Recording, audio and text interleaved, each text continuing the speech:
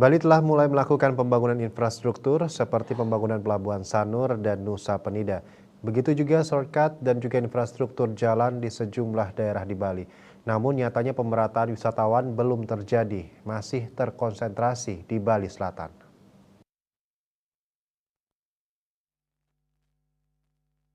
Ketua PHRI Bali Cokordo Oko Arte Adanuskawati belum lama ini mengatakan Bali belum overtourism dan jangan cepat mengatakan Bali overtourism karena bisa saja wisatawan yang seharusnya ke Bali dialihkan ke daerah lain. Diakui bahwa ada hotel yang okupansinya lebih dari 80%, khususnya hotel-hotel yang dipakai oleh kementerian lembaga di Nusa Dua, tapi tidak semua seperti itu.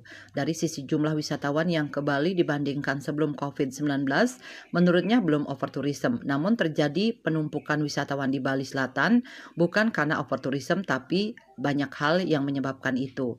Dibukanya Nusa Penida dengan infrastruktur yang sangat memadai yaitu Pelabuhan Sanur, Nusa Penida, yang dulu dikunjungi 3.500 sampai 4.000 wisatawan, sekarang sudah meningkat sampai 8.000.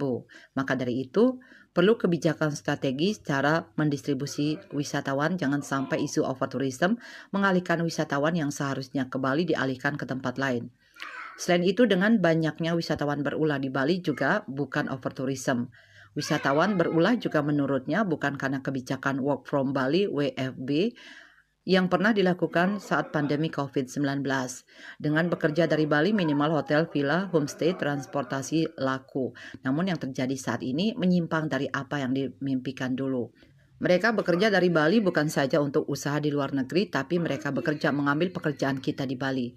Ini yang justru bukan menguntungkan tapi merugikan dan bersaing dengan masyarakat kita, sehingga segera harus dievaluasi. Selain itu, wisatawan berulah dan kasus-kasus yang terjadi di Bali berkaitan dengan wisatawan bukan juga karena VOA. Menurutnya, VOA dari dulu telah diterapkan namun dulu tidak ada masalah.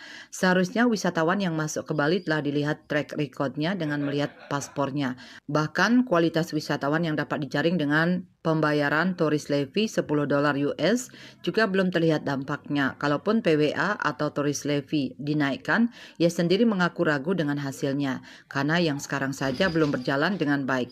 Bali Post melaporkan.